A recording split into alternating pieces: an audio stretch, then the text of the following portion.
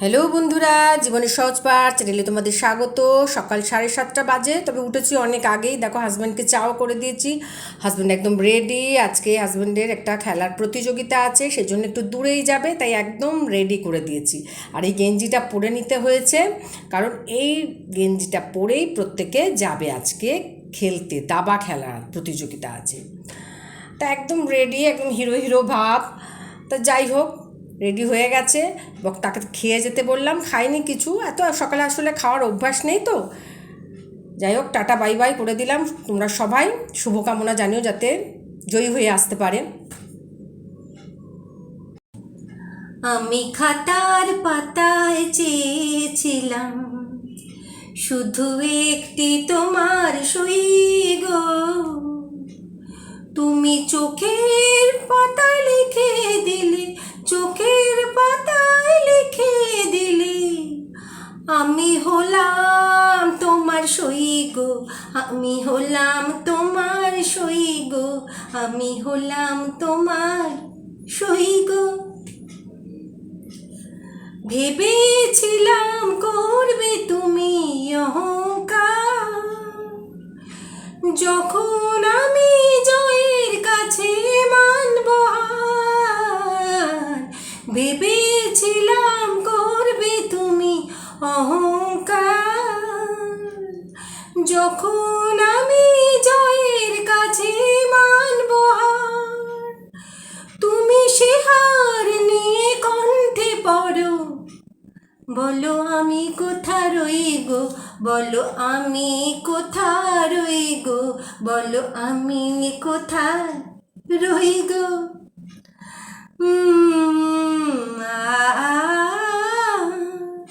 আমি বন্ধ খাতা খুলে দেখি, তুমি দাওনি কোনোই দাগ। আমি রাগ করে চোখ বন্ধ করি, দেখি তোমার অনুরাগ।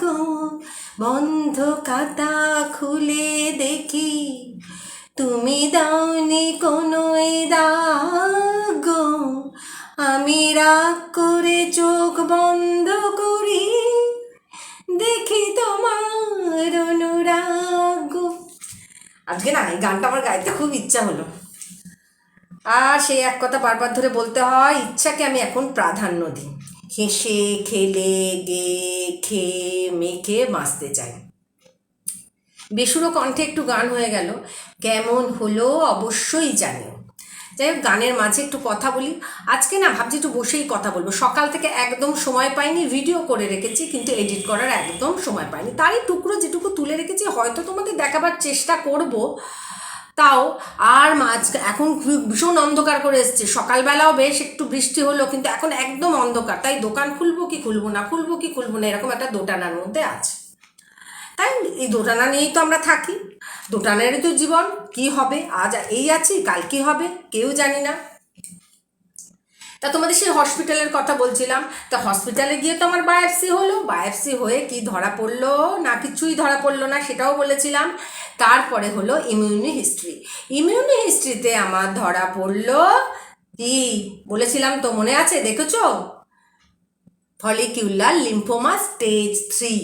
ভাবছো বাবা এই মিথ্যেবাদী নয় তো, মিথ্যে কথা বলছি না তো? সেই জন্য বলি আগের ভিডিওগুলো অবশ্যই দেখো। আমি একটা ভিডিওতে প্রেসক্রিপশনও দেখিয়েছি। এরকম আনন্দেই বাঁচতে হবে আমাদের। আমি জেনে গেছি তাই, যারা জানে না তারা তো এভাবেই বাঁচছে। জানে মৃত্যু অনিশ্চিত, যে কোনো সময় হতে পারে, কিন্তু এর নিশ্চয়তা আছে, মৃত্যু কিন্তু হবেই। মানে অনিশ্চিতের মধ্যে নিশ্চয়তা, এই নিয়েই তো বেঁচে আছি আমরা। তা যাই হোক, ফলিকুলার লিম্ফোমা ধরা পড়ার পর এটা হচ্ছে হেমাটোলজি ডিপার্টমেন্টে আমাকে দেখাতে হবে। সেই জন্য আর আমি তো খাওয়া বন্ধ, কথা বলা বন্ধ। এত যে কথা বলছি তোমাদের সাথে, একটা সময় একটা শব্দ আমার মুখ দিয়ে বেরোতো না। সমস্ত কিছুই ভাবের বিনিময়ে হতো। আমি কেউ জিজ্ঞাসা করলে আমি লিখে লিখে দিতাম। তা যখন দেখা গেল যে এরকম অবস্থা, আমি খেতে পাচ্ছি না, দুর্বিষহ অবস্থা, যন্ত্রণার মধ্যে দিয়ে রাতের পর রাত ঘুমোতে পাচ্ছি না, তখন আমার পরিবারের লোকজন ঠিক করলো যে একটা প্রাইভেট হসপিটালে দিয়ে চিকিৎসাটা করানো। তা যাই হোক, প্রাইভেট হসপিটালে আমাকে দেওয়া হলো রাজারহাটে যে টাটা ক্যান্সার হসপিটাল আছে, সেখানে আমি তৎক্ষণাৎ চলে গেলাম। ভেবেছিলাম ওইখানে ডাক্তারের ওপিনিয়ন নিয়ে আবার আমি চলে আসবো SSKM-এ, কিন্তু ওইখানে গিয়ে আমাদের ডিসিশন চেঞ্জ হয়ে গেল। আমরা ভাবলাম যে তড়িঘড়ি যদি ট্রিটমেন্টটা হয় তো খুব ভালো হয়। সেই জন্য আমরা কি করলাম, দেখো আমি তোমাদের সাথে কথা বলতে বলতে না এখানে ঝুলটা দেখছি তরকারি একটু ফাঁক আছে, দিয়ে দিচ্ছি ঠিক করে। এরকমই হয়, চতুর্দিকে চোখ কান খোলা রাখতে হয় আর কি। তারপরে আমি টাটাতে আমার ভর্তি হয়ে গেলাম। যেদিনকে ভর্তি হলাম সেদিন রাত থেকেই আমার কেমো পড়তে আরম্ভ হয়ে গেল। আর কি মানে মিরাক্কেল হয়ে গেল, ওই কেমো পড়ার সাথে সাথে প্রায় 3-4 ঘন্টা পরই আমার মানে গলা যেন খুলতে আরম্ভ করলো। ওই যে ফোলা ভাবটা আস্তে আস্তে কমতে লাগলো। আমি মা জল দাও, আমি বাথরুম যাব, এরকম ধরনের ছোট ছোট কথা আমি বলতে থাকলাম। আর তখন মনের মধ্যে যে কি আনন্দ হচ্ছিল, ভাবলাম বিশ্ব জয় করে ফেলেছি। আমি জয় করেছি, আমার জয় নিশ্চিত।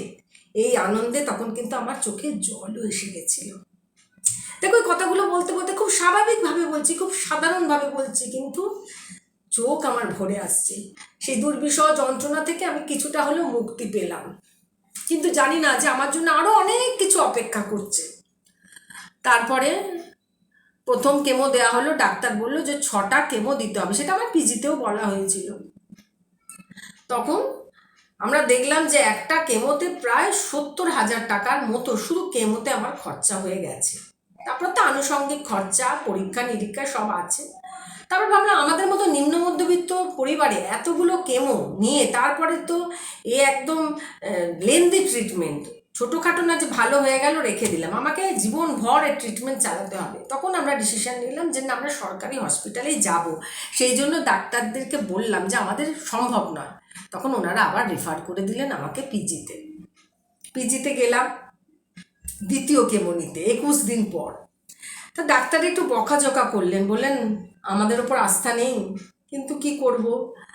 তখন আমার শরীরের উপর তো আমার আস্থা ছিল না, সেই জন্যই তো চলে গেছিলাম যে তাড়াতাড়ি করে যাতে ট্রিটমেন্ট আমি বাঁচতে পারি, বাঁচার খুব ইচ্ছা। বলে না সে একটা মেঘে ঢাকা তারাই, সুপ্রিয়া দেবী বলেছিলেন আমি বাঁচতে চাই, আমি বাঁচতে চাই, এরকম কথা মনে হয় আমার মুখ দিয়েও বারবার বেরিয়ে আসছিল, আমি বাঁচতে চাই। তারপরে আমার পিজিতে সেকেন্ড কেমো হলো, আবার 21 দিন পর থার্ড কেমো হলো, এইভাবে চলতে থাকলো। 6টা কেমো যখন শেষ হয়ে গেল তখন আরও আনন্দ, যা 6টা কেমো আমার শেষ হয়ে গেছে, আমি আর একটা যুদ্ধ জয় করে ফেললাম। কিন্তু ডাক্তার আবার ডিসিশন নিলেন আবার 8টা কেমো দিতে হবে, আবার 8টা কেমো দিতে হলো। সেটা হচ্ছে মেনটেনেন্স ট্রিটমেন্ট থেরাপি। ট্রিটমেন্টের মধ্যে আমাকে রাখা হলো 2 বছর মেনটেনেন্স ট্রিটমেন্টের মধ্যে। তারপরে সেটাও শেষ হয়ে গেল। শেষ হয়ে যাওয়ার পর খুব আনন্দ যে আমার শেষ হয়ে গেল, আর আমাকে এসে কেমো নিতে হবে না। তারপরে ডাক্তারদের কাছে গেলাম, ওনারা সব চেক আপ করে নিয়ে বললেন যে 3 মাস অন্তর অন্তর একটা চেক আপ আছে, LDH টেস্ট করাতে হয়। LDH টেস্ট করিয়ে নিয়ে যেতে হয়। গত 1 মাস হয়ে গেল আমি দেখিয়ে এসেছি, সেখানেও LDH টেস্টে একটু বেড়ে গেছিলো LDHটা, সেই জন্য আমার স্ক্যান হলো, আবার গলার আবার সেই ক্যামেরা ঢুকিয়ে ছবি হলো। মানে এরকম যন্ত্রণা, এগুলো ছোটোখাটো যন্ত্রণা ভোগ করে যাচ্ছে। কেমোর যন্ত্রণা থেকে দুর্বিষহ যন্ত্রণা আমার মনে হয় আর কিছু নেই। তা যাই হোক, দিয়ে আবার হয়তো সেপ্টেম্বর নাহলে অক্টোবরের প্রথম দিকে আবার যাব। তবে আনন্দে আছি, হাসি খুশিতে আছি। আর এই জন্যই তো ইউটিউবে এসেছি, কত বন্ধুর সাথে আলাপ হচ্ছে, পরিচয় হচ্ছে। দিনের অনেকটা সময় তো কাজকর্ম করে কাটাই, আবার কিছুটা সময় এইভাবে তোমাদের সাথে গল্প করে, গান করে, মজা করে কাটাই। রাজেশ খান্নার আনন্দ দেখেছিলে? আনন্দে কি বলেছিলেন রাজেশ খান্না? যে জীবন হয়তো ছোট, ছুটি নেই, আমাদের জীবনটা একটু লম্বা করতে হবে, আনন্দের মধ্যে দিয়ে লম্বা করতে হবে, সুন্দর করতে হবে। যে কটা দিন বেঁচে আছি আনন্দে বাঁচতে হবে, সুন্দরভাবে বাঁচতে হবে। তা আমি বেঁচে থাকার এই 5 বছর দেখলাম যে যারা অসুস্থ নয় এরকম কত মানুষ হঠাৎ করেই চলে যাচ্ছে। তখন ভাবি যে না, মৃত্যু আমার সামনে নেই, কখন যে কার মৃত্যু আসবে কেউ বলতে পারে না, কেউ না। সুতরাং আমি আছি, কতদিন আছি সে আমিও জানি না, কেউ জানে না। প্রত্যেকের ক্ষেত্রেই একই কথা যে কে কতদিন আছে কেউ জানে না।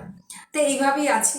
এখন একটা ইউটিউবে কথা বলা, ভিডিও করা, লাইভ করা, এগুলো একটা নেশার মতো হয়ে গেছে। সময়ই পাই না, কাজকর্ম করেই মনে হয় যে কখন একটু তোমাদের সাথে কথা বলবো, কখন একটু তোমাদের সামনে আসবো। সে হয়তো এখানে অনেক বন্ধু বান্ধবের মধ্যে গিভ অ্যান্ড টেক পলিসি আছে, আমি ওইসবে একদম বিশ্বাসী নই।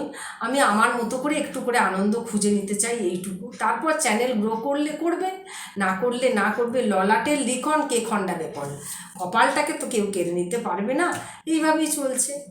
তা আজকে এইগুলোই দেখালাম।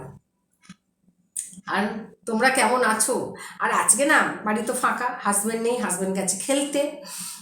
একটুখানি দাবা প্রতিযোগিতা আছে, একটু দূরেই আছে, তা সেখানে সকালবেলা বেরিয়ে গেছে ছেলে আর আমি আর বাবা মা। এই নিয়েই সারাটা দিন কেটে গেল। এখন বাজে 4:30।